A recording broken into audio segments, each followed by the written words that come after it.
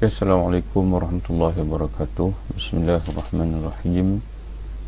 Alhamdulillah wassalatu wassalamu ala Rasulillah wa ala alihi wa ashabihi man ihtada bihadihi wa istanna bisunnatihi ila yaumiddin, amma ba'd.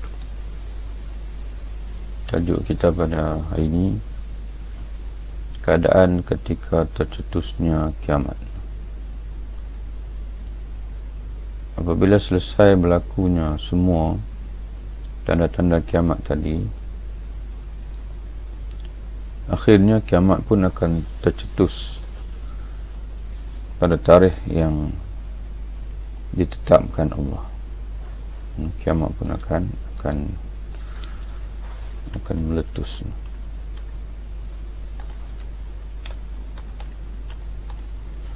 pada tarikh yang ditetapkan Allah Subhanahu wa taala. Kiamat bermula dengan tiupan sangkakala oleh malaikat Israfil yang mematikan sekalian makhluk di langit maupun di bumi, kecuali orang-orang yang dikehendaki oleh Allah Subhanahu wa taala. Kiamat bermula dengan tiupan sangkakala oleh malaikat Israfil yang mematikan sekalian makhluk Allah di langit maupun di bumi, kecuali orang-orang yang dikehendaki oleh Allah Subhanahu wa taala. Mungkin yang paling tepat kita letak makhluk lah. Hal ini dijelaskan Allah dalam firman-Nya, وَنُفِخَ فِي الصُّورِ فَصَعِقَ مَنْ فِي السَّمَاوَاتِ وَمَنْ فِي الْأَرْضِ إِلَّا مَنْ شَاءَ اللَّهُ. Dan ditiupkan sangkakala, maka matilah siapa yang di langit dan di bumi, kecuali siapa yang dikehendaki oleh Allah. وَنُفِخَ فِي الصُّورِ فَصَعِقَ مَنْ فِي السَّمَاوَاتِ وَمَنْ فِي الْأَرْضِ إِلَّا مَنْ شَاءَ اللَّهُ. Dan ditiupkan sangkakala, maka matilah siapa yang di langit dan di bumi, kecuali siapa yang dikehendaki oleh Allah Subhanahu wa taala untuk tidak dimatikan.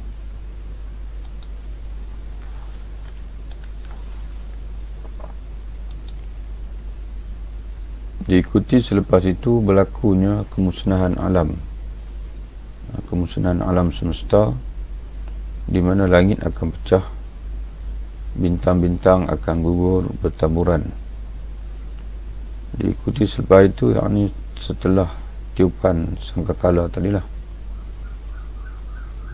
Kerana kiamat bermula dengan tiupan sangkakala oleh malaikat Israfil.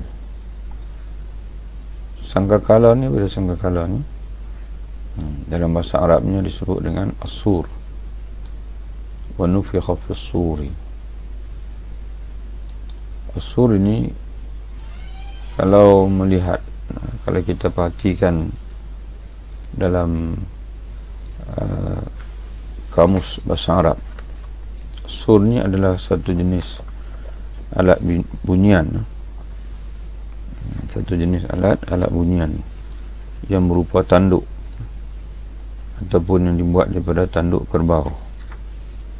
Kalau orang dulu-dulu dia panggil tuang.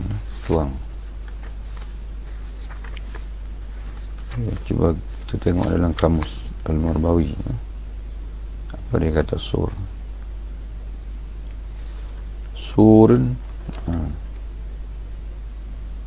Kata Syekh Al-Marbawi rahimahullah, surun tentuang. Lihat gambarnya. Tentuang sur. Nak tunjuk gambar pun, tengoklah kamu lewat, dia macam tanduk lah, daripada tanduk.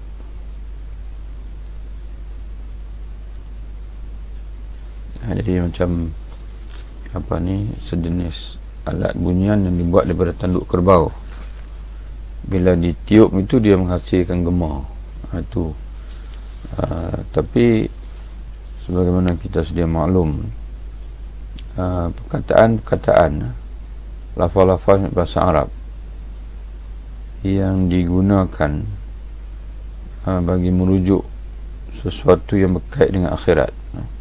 Sebagai contohnya, lafaz ada 5 yang ada dalam syurga anggur, yang ada dalam syurga susu, yang ada dalam syurga madu, yang ada dalam syurga. Jadi sama dari segi lafaznya, sama dari segi lafaz, dipanggil syabih, ada mirip-mirip, tapi dari segi hakikatnya itu melebihi daripada apa yang ada di dunia ini. Walaupun dalam syurga ada anggur, dalam syurga ada susu, ada madu dan sebagainya, bahkan ada arak dalam syurga, tapi arak dalam syurga itu dia berbeza dengan arak di dunia ini. Begitu juga susu, madu, buah-buahan dan sebagainya. Jadi begitu juga, walaupun digunakan kalimah as-sur, yang kata dalam kamus bahasa Arab, kata as-sur ini tentuang tu, satu alat bunyian yang dibuat daripada tanduk kerbau yang menghasilkan gema. Tapi hakikat sebenarnya yang akan ditiup oleh malaikat Israfil itu berbeza daripada istilah sur yang biasa difahami.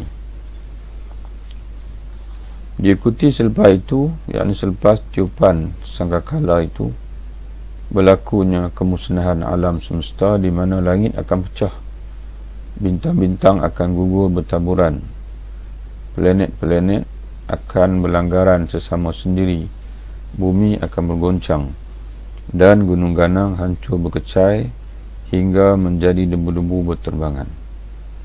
Untuk lebih jelas lagi fenomena ketika kiamat ini, marilah kita memerhati beberapa firman Allah Subhanahu wa taala, di antaranya fa idza nufikha fis suri nafkhatun wahidah wa humilatil ardu wal jibalu fadukkata dakkatan wahidah fa yawma idzin waqa'atil waqi'ah wa anshaqqatis samaa'u fa hiya yawma idzin wahiyah. Maka apabila sangkakala ditiup sekali tiup, dan diangkatlah bumi dan gunung ganang, lalu dibenturkan keduanya sekali bentur, fadukkata dakkatan wahidah, dibinasakan, dipecahkan.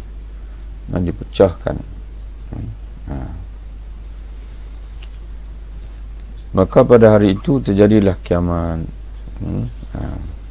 Pada hari itu terjadilah kiamat.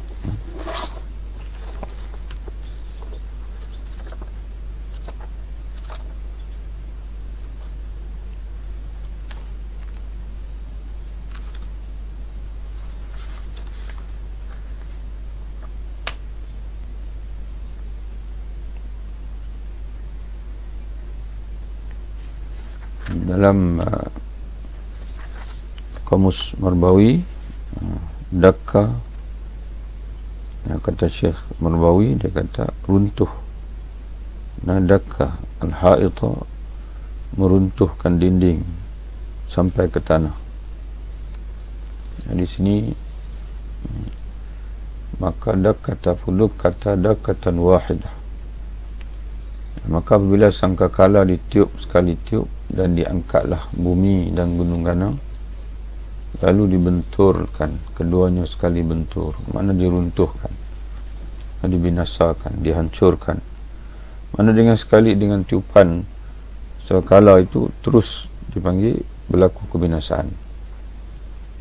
Maka pada hari itu terjadilah kiamat dan terbelahlah langit.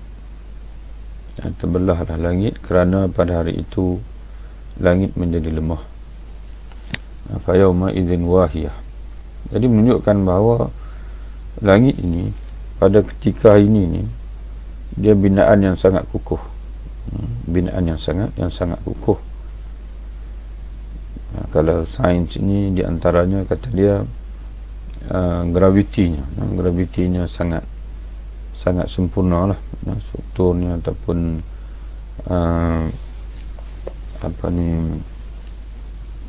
apa yang Allah Ta'ala takdirkan. sangat kukuh.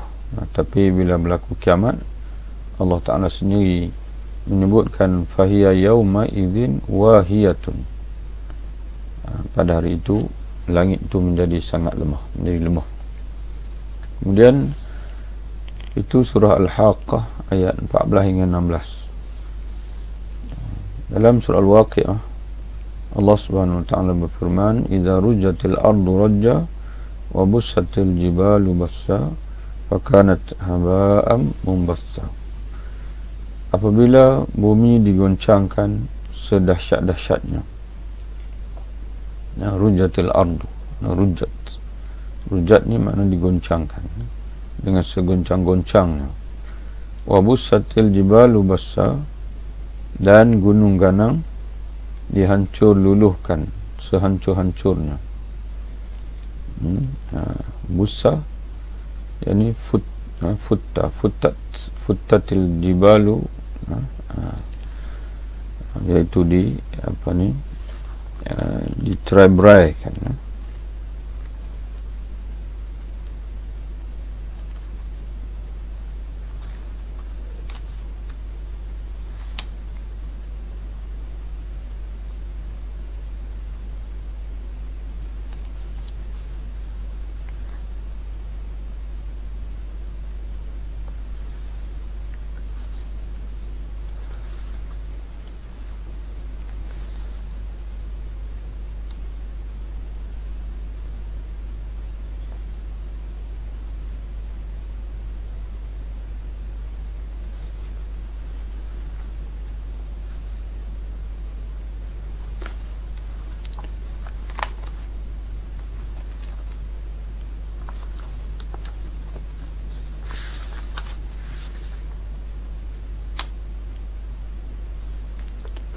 Dalam tafsir biasa ditafsirkan bussa ini jadi futta, bassa fatta.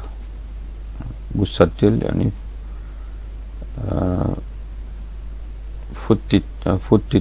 futtitat. Dan kamus Marbawi dia kata mencebis-cebiskan ia. Tafattata, infatta, bercebis-cebis.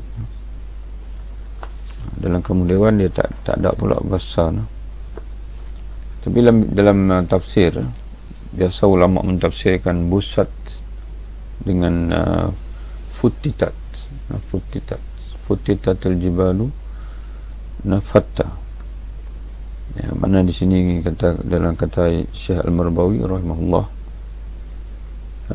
fattal khubza atau fattatal khubza, mencebis-cebiskan ia akar roti. Maknanya debu gunung ganang ni dia akan jadi cebisan-cebisan, akan jadi debu-debu lah, debu-debu. Fakanat haba'an mumbassa, maka jadilah ia debu yang berterbangan.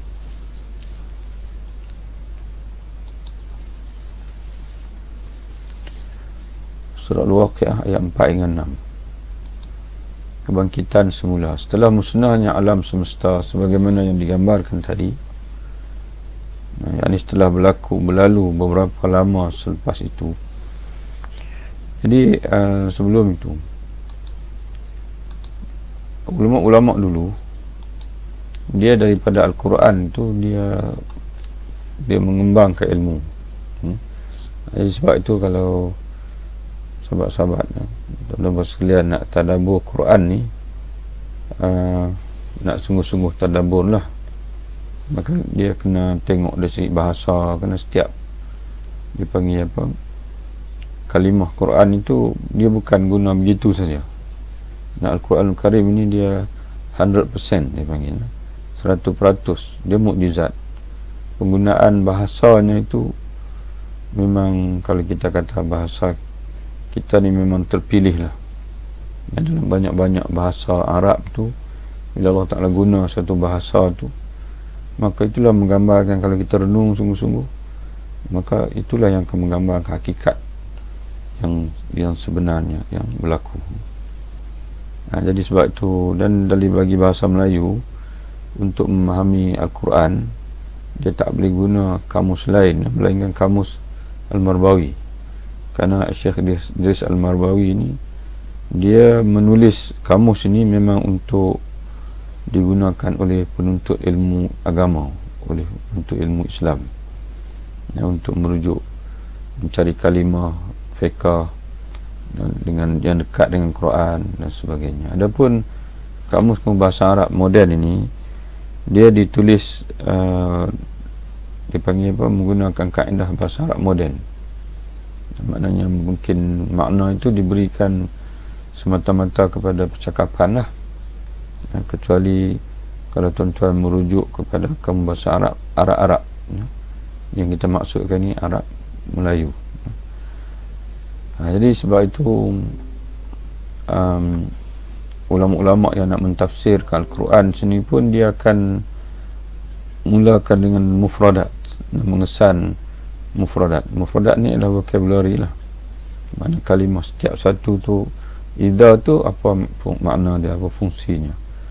Rujat itu dia datang daripada akar kata apa, raja, raja. Kemudian rujati, mana bina bina majhul. Rajan, rajan itu pengulangan balik daripada rujah, rujatil ardu rajan. Dia panggil apa, dalam kaedah nahwu, dia boleh menjadi maf'ul mutlak dia panggilnya. Jadi agak mana, kalau kita rajin tadabbur Al-Quran, jadi banyak ilmu baru yang kita akan dapat. Cuma lambatlah. Kalau kita baca saja Quran tu cepat boleh khatam, tapi kalau kita lalui satu persatu, lambat kita nak khatam Quran. Tapi kita akan dapat ilmu lain selain daripada membaca saja, di samping penghayatan Al-Quran dan sebagainya. Dia sebagai contohnya, bila kita melalui satu jalan, orang yang hanya singgah untuk ambil bekalan saja daripada satu tempat itu, dia hanya dapat bekalan makanan sajalah. Tapi kalau dia singgah di tempat itu, dia bergaul dengan orang kampung di situ, kemudian dia tinggal beberapa hari di situ, maka dia akan mahir di tempat itu, dan dia akan mengetahui di tempat itu tu ada apa lagi selain daripada makanan yang boleh dimanfaatkan. Mungkin dia berjumpa dengan rupanya di tempat itu ada seorang tokoh, ada seorang ulama yang boleh, kalau nak mengaji satu ilmu tu, dia pakar dalam bidang ilmu tersebut. Jadi mungkin peringkat awal kita duduk pun tak lama, 2-3 hari, kita hanya kenal ulama saja. Tapi mungkin kesempatan yang lain tu kita boleh patah balik. Nanti ada kesempatan lain kita duduk, kita datang balik ke tempat itu untuk kita mempelajari secara khusus. Jadi begitulah alim ulama dulu, dia akan lalui tafsir yang ringkas, contoh jalan lain, tafsir, untuk mengetahui apa yang ada dalam Quran. Takat tu dulu. Kemudian dia akan repeat sekali lagi, dia akan khususkan tafsir suratul Fatihah saja contohnya. Maknanya dia akan kaji sebanyak mungkin lah rahsia-rahsia yang ada dalam suratul Fatihah. Dalam 2-3 hari ini ada kesempatan melihat tafsir Ar-Razi suratul Fatihah, Imam Fakhruddin Ar-Razi. Dia ada orang mentertawakan dia bila dia kata, dia cerita sendirilah di mukadimah surah Al-Fatihah, dia kata ada orang mempertikaikan daku. Dia kata, bila aku kata suratul Fatihah ini ada 1000 rahsia, ada 1000 rahsia, lalu dia buktikan, dia sebut secara umum di mana 1000 rahsia, bahkan lebih daripada 1000 dia sebut. Dan dalam a'udzubillahi minasyaitonirrajim saja tu pun ada ratusan rahsia. Bila baca tu memang yakin, kita yakin sungguh dia sebut. Mana a'udzubillahi minasyaitonirrajim saja, belum lagi bismillahirrahmanirrahim. Itu dipanggil dengan tadabbur. Jadi kerana itu orang dulu asalnya orang Arab ni buta huruf, tak tahu apa-apa. Tapi cuba bayangkanlah, mereka berjaya menghasilkan karya yang berjilid-jilid. Imam Ibn Katsir saja kitab tarikh Nihayah Bidayah wa Nihayah ada 10 jilid. Kenapa? Karena Quran mengajar sejarah menjadikan mereka ni orang yang sayang untuk membiarkan apa-apa peristiwa yang berlaku tanpa dicatat. Imam Ibn Katsir dia mencatat, dan dia mencatat yang dulu sampai kepada zaman dia, maknanya tahun-tahun yang terakhir dia wafat pun dia mencatat.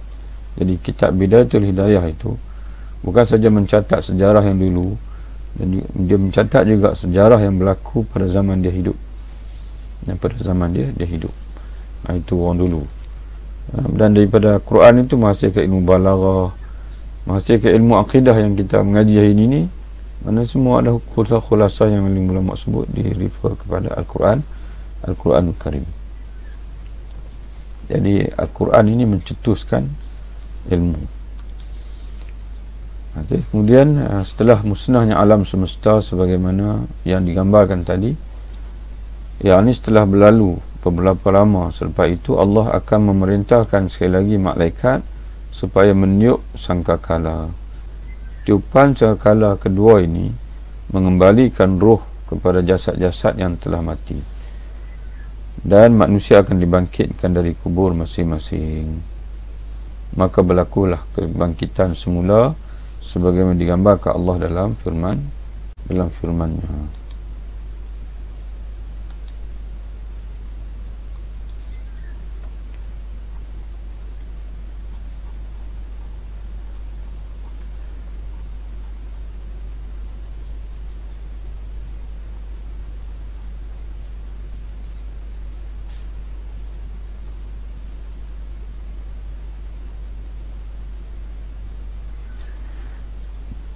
ونفخ في الصور فصعق من في السماوات ومن في الأرض إلا من شاء الله ثم نفخ فيه أخرى فإذا هم قيام ينظرون. Dan ditiuplah sangkakala, maka matilah siapa yang di langit dan di bumi kecuali orang-orang yang dikehendaki Allah ataupun makhluk yang dikehendaki oleh Allah. Kemudian ditiup sangkakala itu sekali lagi, maka tiba-tiba mereka berdiri menunggu keputusan masing-masing. Qiyam yanzurun, menunggu keputusan masing-masing.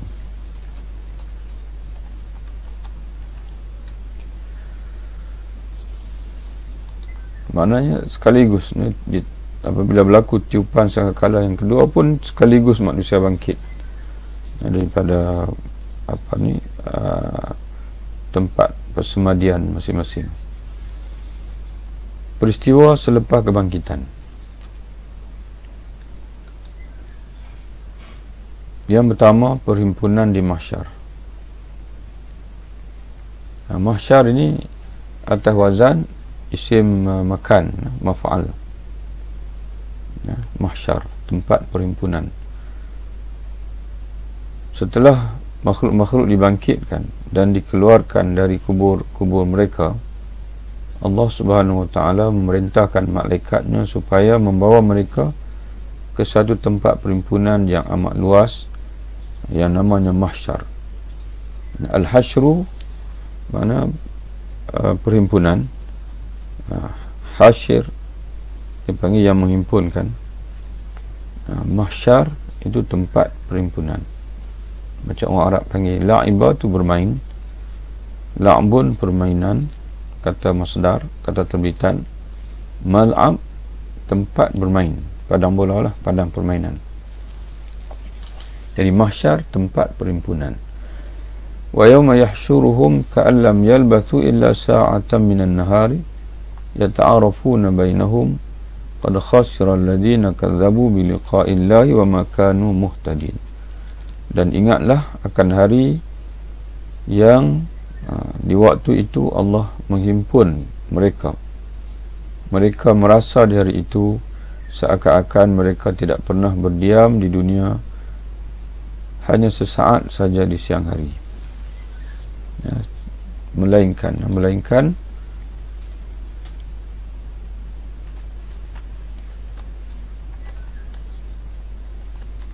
hanya sesaat saja di siang hari. Di waktu itu mereka saling berkenalan. Yata'arafuna bainahum. Mana ketika sesaat itulah mereka saling berkenalan. Jadi pengenalan manusia di dunia ini tak lebih sesaat kalau kita berada di akhirat.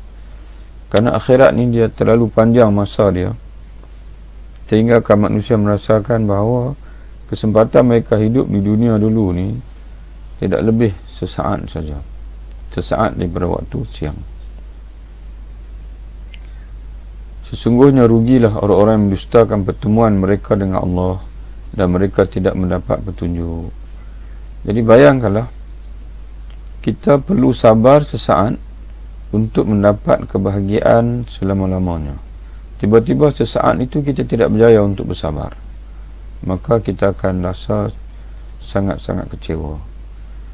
Kecewanya, ruginya, kalaulah kita sabar seketika dan sebelum ini, saya bahagialah kita sekarang ini. Jadi seumpama orang yang pada ketika muda dia tidak menyimpan, dia lupa untuk menyimpan, maka bila ketika muda itu saat kuatlah, kita kuat, apa saja yang kita nak buat kita boleh buat. Tapi kita tak beringat pada ketika muda, lalu ketika tua kita sudah tidak berdaya lagi, tak mampu lagi nak cari wang, maka pada saat itu kita akan teringat baliklah masa-masa indah kita, masa-masa kuat kita dulu ni. Jadi begitulah orang yang di dunia ini dia beriman dan beramal saleh, maka di akhirat nanti dia akan rasa dia bertuah, sangat bertuah, dan kerana dia akan bertahmid kepada Allah, memuji Allah yang telah memberi hidayah kepada dia ketika di dunia dulu. Dan ingatlah pada hari akan sesungguhnya rugilah orang-orang yang mendustakan pertemuan mereka dengan Allah dan mereka tidak mendapat petunjuk ketika di dunia. Itu yang pertama. Yang kedua, pembentangan amalan, hisab dan juga timbangan. Di mahsyar, padang perhimpunan itu ataupun tempat perhimpunan itu, manusia akan dibawa menghadap Allah Ta'ala untuk diadili segala amalan perbuatan mereka selama di dunia dulu. Akan dibentangkan kepada mereka buku catatan amalan mereka, kemudian dihisab serta ditimbang segala amal perbuatan mereka dari sekecil-kecil hingga sebesar-besarnya. Wa uridu ala rabbika saffa laqad ji'tumuna kama khalaqnakum awwala marrah bal za'amtum allan naj'ala lakum maw'ida wa wudi'a al-kitabu fataral mujrimina mushfiqina mimma fihi wa yaquluna ya waylatana ma li hadzal kitabi la yughadiru saghiratan wala kabiratan illa ahsaha wa wajadu ma amilu hadira wala yadhlimu rabbuka ahada. Wa uridu, dan mereka dibawa ke hadapan Tuhanmu dengan berbaris. Wa uridu ala rabbika saffa, dibawa menghadap, dibawa ke hadapan Tuhanmu wahai Muhammad, saffan, dalam keadaan bersaf, berbaris. Laqad ji'tumuna, sesungguhnya kamu datang kepada kami sebagaimana kami menciptakan kamu pada kali pertama dulu di dunia. Mana kami yang menciptakan kamu di dunia, lalu kami yang menciptakan semula kamu pada hari ini untuk dihadapkan kepada kami. Bahkan kamu mengatakan bahawa kami sekali-kali tidak akan menetapkan bagi kamu waktu memenuhi perjanjian. Makna dulu kamu berbohong, kamu menyatakan apa yang sebalik daripada hakikat. Kamu kata kami tidak akan menetapkan bagi kamu waktu memenuhi perjanjian. Waktu inilah yang dijanjikan ketika ini, kebangkitan. Maknanya kebangkitan belum berlaku, belum berlaku, tapi telah dijanjikan oleh Allah. Sejak sebelum kita bersembang hari ini Allah Ta'ala telah meletakkan janji itu, di mana dia berjanji untuk membangkitkan semula manusia dan juga menghisapkan semula manusia. Janji-janji yang telah disebut oleh Allah dalam kitab-kitab. Jadi alhamdulillah, hari perjanjian belum tiba, tapi kita sudah tahu perjanjian itu. Kita ini oleh sebab kita beriman kepada Allah dengan penuh rasa rendah diri, dan kita mengakui, ya Allah, kami ini kami tidak mengetahui melainkan apa yang Kau ketahui, dan Kau telah memberitahu kepada kami bahwasanya akan ada hari kebangkitan yang dijanjikan. Maka kita dapatlah melakukan sesuatu untuk kita lulus apabila benar-benar terjadi hari kebangkitan nanti, yaitu iman dan amal saleh. Tidak ada lain yang dapat menyelamatkan manusia pada hari kebangkitan nanti melainkan rahmat Allah. Dan untuk mendapat rahmat Allah, yaitulah dengan iman dan juga amal saleh. Dan diletakkanlah kitab, lalu kamu akan melihat wa wudi'al kitabu, dan diletakkan, dibentangkan kitab, dibentangkan kitab di hadapan masing-masing, lalu kamu akan melihat orang-orang yang bersalah ketakutan terhadap apa yang tertulis di dalamnya, dan mereka berkata, aduhai celaka kami, kita apakah ini yang tidak meninggalkan yang kecil dan tidak pula yang besar, melainkan ia mencatat semuanya, dan mereka dapati apa yang telah mereka kerjakan ada tertulis dalam kitab itu, dan Tuhanmu tidak mengenai seorang jua pun, wala yazlimu rabbuka ahada, dan Tuhanmu tidak mengenai seorang jua pun. Jadi jangan bimbanglah, seolah-olah Allah Ta'ala nak isyaratkan kepada kita, tak usah kamu bimbang, aku tidak akan menzalimi walaupun sedikit pun. Jadi yang kena bimbang tu siapa? Apa yang kita kena bimbang? Yang kita kena bimbang adalah diri kita sendiri, diri kita sendiri. Kita bersedia ataupun tidak. Wa nadha'ul mawazin al-qista li yawmil qiyamah fala tuzlamu nafsun syai'a wa in kana mithqala habbatin min khardalin ataina biha wa kafa bina hasibin. Kami akan memasang timbangan yang tepat pada hari kiamat, maka tiadalah dirugikan seseorang barang sedikit pun, dan jika amalan itu hanya seberat biji sawi pun, pasti kami mendatangkan pahalanya, dan cukuplah kami sebagai penghisap. Kata Allah, jangan bimbanglah, kami sebagai penghisap. Mana kafa bina hasibin wa kafa bina hasibin, hasbi Allah wa ni'mal wakil. Jadi tidak akan rugi orang yang bersama dengan Allah, kerana Allah ini hisab dia itu bukan hisab penuh. Hisab Allah Ta'ala ni bukan adil. Adil itu memang sedia maklum, bahkan dengan orang beriman ini Allah akan memberi ganjaran melebihi daripada apa yang dia berhak. Dalam satu hadis Rasulullah SAW menjelaskan 4 perkara pokok yang akan dihisab dan dipersoalkan oleh Allah dari seorang hamba di mahsyar, iaitu dia sebaiknya kalau dah mahsyar tak payah padang lagi.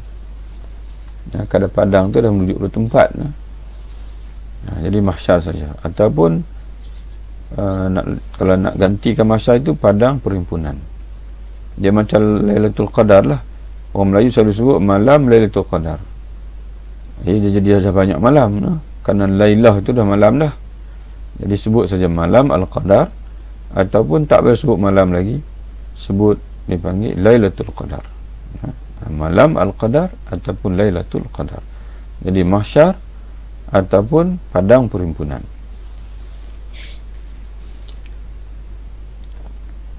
Jadi itu yang anak ajak sahabat-sahabat sekalian baca tu, sebab di samping ni kita nak semak, istilah, dan juga nak betulkan apa yang mungkin kesilapan yang dapat kita temui.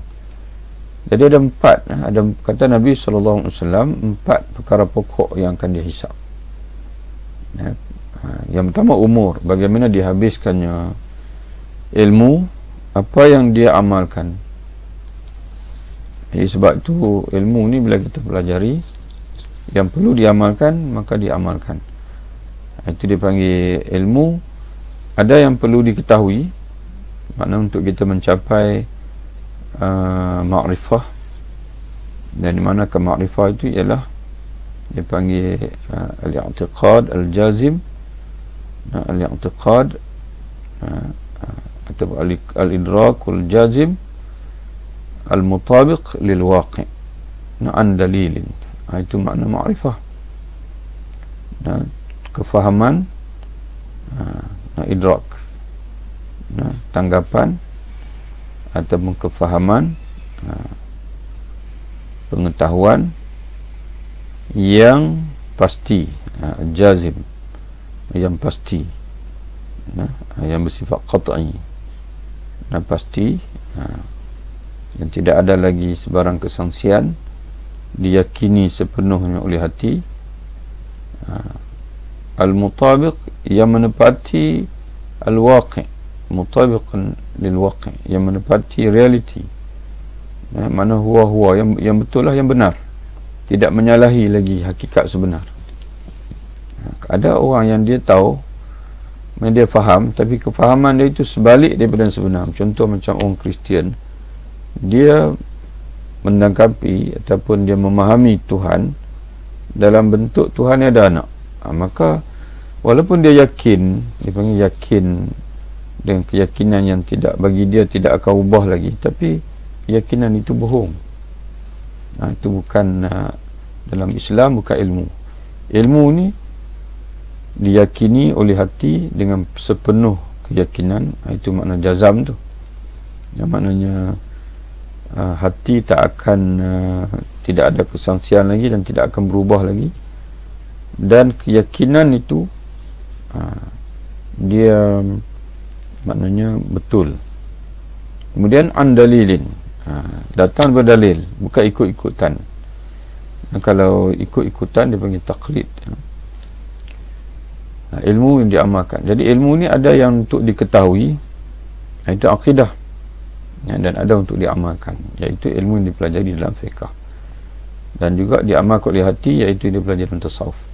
Yang ketiga, harta, dari mana diperolehi dan ke mana dibelanjakan. Yang keempat, jasad, tubuh, bagaimana ia pergunakan jasad. Akan dia hisap tangan kita, mata kita, telinga kita, apa yang telinga kita dengar, apa yang mata kita lihat, apa yang tangan kita sentuh, di mana kita berjalan. Sunan At-Tirmizi, hadis 2417. Yang ketiga, meniti jambatan, ni as-sirat. Jadi satu ungkapan yang salah kalau kita kata meniti titian as-sirat. Sebab as-sirat tu dah titi. Jadi kalau tuan-tuan dan sekalian, sahabat-sahabat sebut meniti titian as-sirat, maknanya kena meniti banyak titi lah. Satu titi pun dah jenuh dah kita. Tiba-tiba kita nak kena meniti banyak titi. Jadi kita sebut meniti titian saja, ataupun meniti as-sirat, ataupun jambatan. Setelah melalui hisab dan timbangan, manusia akan dibawa pula untuk meniti as-sirat. Meniti as-sirat, iaitu sebuah jambatan. Sebuah ke jambatan ni?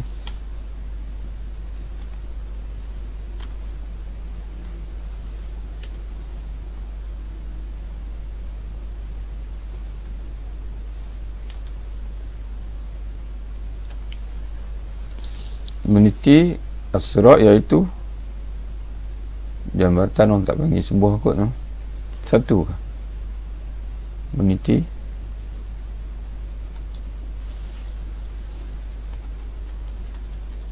satu, betul ke? Okay. Jambatan atau titi yang merintangi neraka dan berakhir di syurga. Semua manusia tidak terlepas dari melintasi jambatan ini, termasuklah para nabi dan golongan yang dapat memasuki syurga tanpa hisab. Orang yang berjaya melintasinya akan sampailah dia ke syurga. Namun jika dia terjatuh akan terjunamlah dia ke dalam neraka. Firman Allah Subhanahu wa taala, wa minkum illa wariduha kana 'ala rabbika hatman maqdiyya thumma nunajji alladhina ittaqaw wa nadharu adh-dhalimina fiha jithiyya. Dan tidak ada seorang pun daripada kamu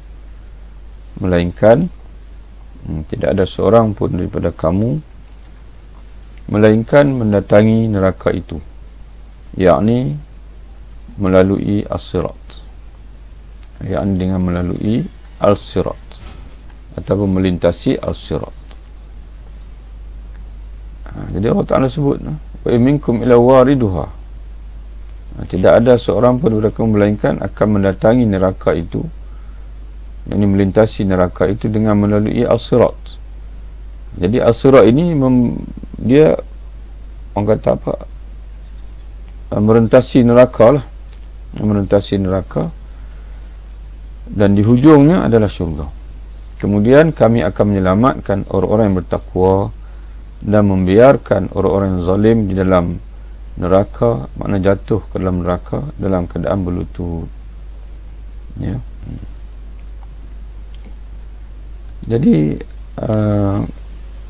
kalau kita perhatikan di sini Allah Ta'ala kata semua manusia akan menentasi neraka, iaitu dengan melalui as-sirat. Dan kami, kata Allah, akan menyelamatkan orang bertakwa. Jadi begitulah juga kalau tuan-tuan dan puan sekalian rujuk dalam surah, dalam beberapa surah dalam Quran, di mana Allah Ta'ala cerita tentang umat-umat yang terdahulu yang dibinasakan, ya, maka sebelum berlaku kebinasaan itu Allah Ta'ala akan sebut, ya, wa najjayna, kami menyelamatkan dulu Lutan, Lut, ataupun kami menyelamatkan Syuaib walladzina amanu ma'ahu, dan juga orang beriman dengan dia, ya. Jadi sebelum ditimpakan kebinasaan, Allah Ta'ala menimpakan azab pada kaum yang nak dibinasakan itu, Allah tegaskan kami sebelum itu kami selamatkan dulu Nabi kami dan juga yang beriman dengan dia. Jadi begitulah juga di akhirat pun, ya, makna ketika mana Allah Ta'ala mentakdirkan semua manusia akan melalui melintasi neraka, namun kata Allah, nunajjil ladzina taqaw, kami selamatkan orang bertakwa, dan ketika melintasi itu, dan kami hanya membiarkan orang-orang zalim saja untuk jatuh ke dalam neraka. Jadi kesimpulannya, ya, orang yang beriman dengan Allah, yang mematuhi syariat Allah, bersama dengan Rasulullah dan sunnah Rasulullah, akan selamat insya-Allah. Diriwayatkan dari Ibnu Mas'ud radhiyallahu anhu katanya, semua manusia akan melalui sebuah jambatan, ini as-sirat,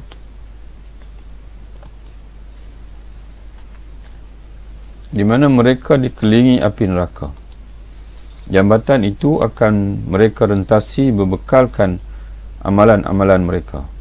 Ada yang merentasinya sepantas kilat, ada yang sepantas angin, ada yang secepat burung terbang, ada yang sepantas kuda berlari, ada yang secepat unta, ada yang merentasinya dengan berlari, dan ada yang berjalan kaki sahaja, ya.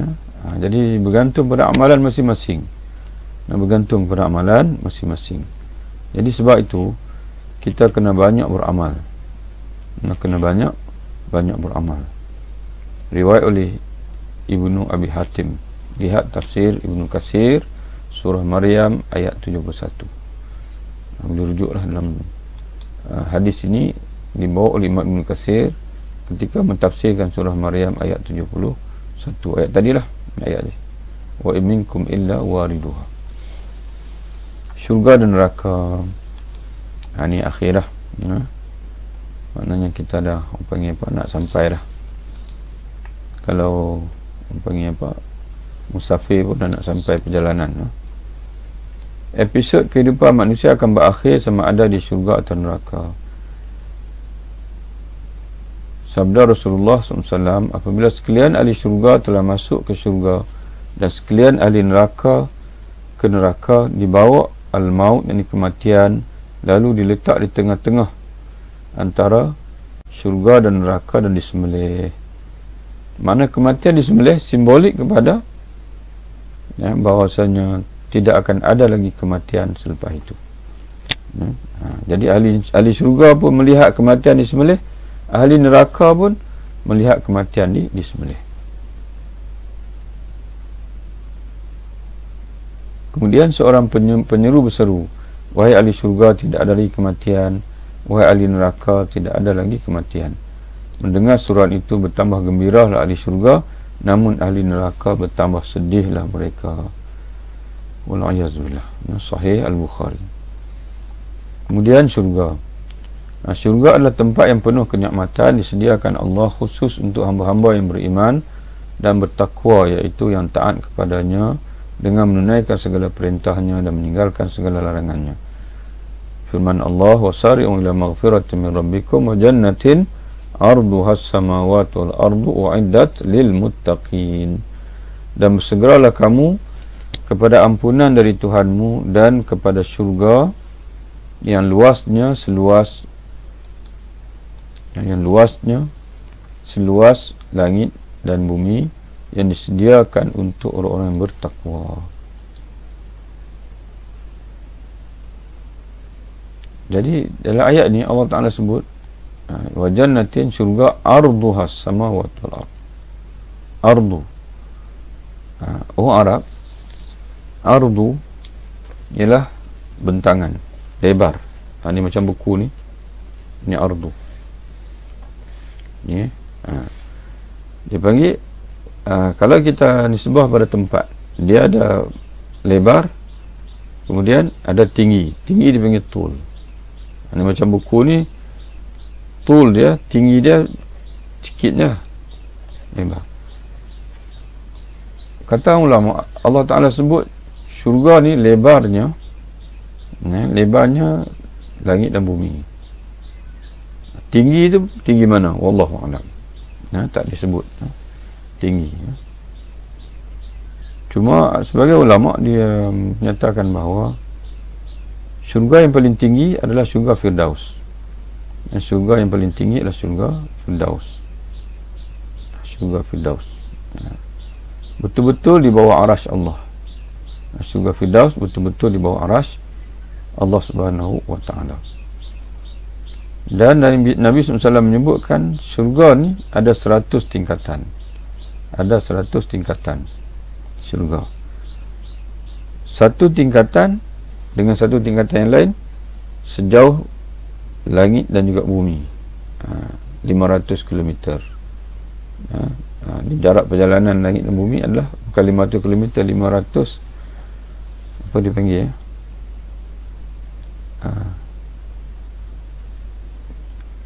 500 tahun, 500 tahun perjalanan, 500 tahun perjalanan. Jarak di antara langit dan juga bumi, 500 tahun perjalanan. Okey. Bulan alik 1000 tahun perjalanan. Dan jarak alfi sanatin mimma ta'udun. Tak ingat dah nak sebutnya. Jadi jarak 100, syurga ada 100 tingkatan. Setiap tingkatan itu dengan tingkatan yang lain tu jaraknya seperti langit dan juga bumi. Seperti langit dan juga bumi.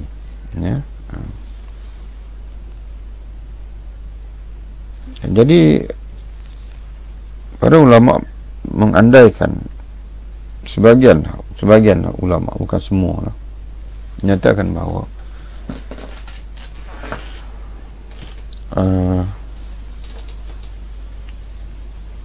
kita dengan langit ketujuh bahawa ada tujuh tingkatan.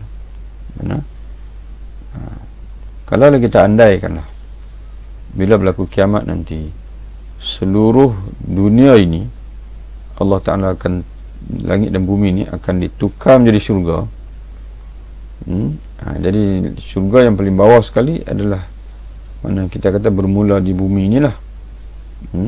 Kemudian tingkat yang kedua, langit yang pertama. Mula tingkat yang ketiga tu langit yang mana daripada bumi ke ni. Jadi maknanya atas daripada langit yang ketujuh tu ada mana 93 tingkatan lagi lah. 93 tingkatan lagi. Jadi sehingga akan oleh kerana dalam hadis Nabi menyatakan jarak di antara langit dan bumi ini 500 tahun dipanggil 500 tahun perjalanan, ya. Jadi ulang alik 1000 tahun, 500 tahun perjalanan. Ada penulis buku yang dia kira, dia andaikan jarak daripada bumi ke Arash, ya. Dia cuba andaikan jarak tu berapa, dipanggil begitulah nah. Itu kita sebutlah dalam Muslim sebagai orang panggil apa, sebagai orang kata apa, sebab manusia ni kan ada jenis orang dia suka cari rahsia kan, tapi tidak akan tepat lah, sebab benda di alam ghaib ini yang tepat hanyalah yang disebut oleh Allah. Kemudian neraka adalah tempat yang penuh azab, dikelilingi oleh api dari segenap arahnya, disediakan Allah untuk hamba-hamba yang kufur dan ingkar kepada perintahnya. Fattaqun nar allati waquduha an-nas wal hijara u'iddat lil kafirin. Maka peliharalah diri kamu dari neraka yang bahan bakarnya manusia dan batu, yang disediakan bagi orang kafir. Dalam hadis diceritakan oleh Nabi SAW bahawa api neraka 70 kali lebih panas dari api dunia ini. Baginda juga menceritakan ahli neraka yang paling ringan azabnya diletakkan di bawah tapak kakinya bara api lalu mendidih otaknya. Itu ahli neraka yang paling ringan. Maknanya yang diletakkan di bawah tapak kaki bara api neraka lalu mendidih otaknya. Lihat hadis yang sahih Muslim 213. Kemudian tajuk yang berikutnya, hadis ini kita perlu semak semula, nanti insya-Allah akan semak hadis ini yang akhir ni. Ahli neraka yang paling ringan azabnya diletakkan di bawah tapak kakinya bara api lalu mendidih otaknya. InsyaAllah kita akan semak balik, kerana tak pasti sama ada lafaz ini, tapi yang selalu anda baca lafaznya tu dipakaikan sepatu di dalam neraka mendidih otaknya. Makna dia duduk dalam neraka, dia dipakaikan sepatu dalam neraka namun mendidih otaknya. Bayangkanlah yang tidak dipakaikan sepatu. Tapi di sini diterjemahkan diletakkan di bawah tapak kakinya bara api.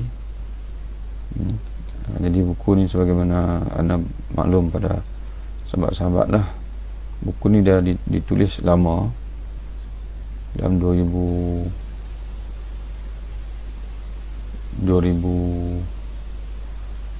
lebih lah. Sekarang dah 2022.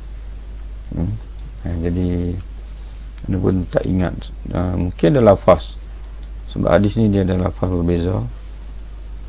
Nanti kita akan cek balik lah. Tapi yang selalu dalam kuliah-kuliah tu bila nak sebut tu, yang lafaz satu lagi tu dipakaikan sepatu.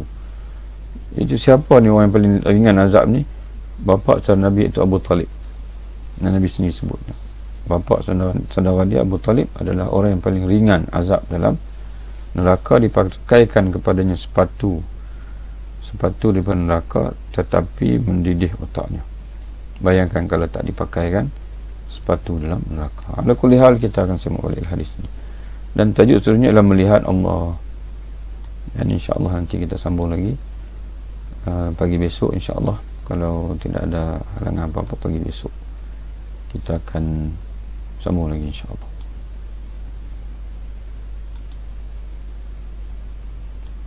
Wallahu a'lam bishawab.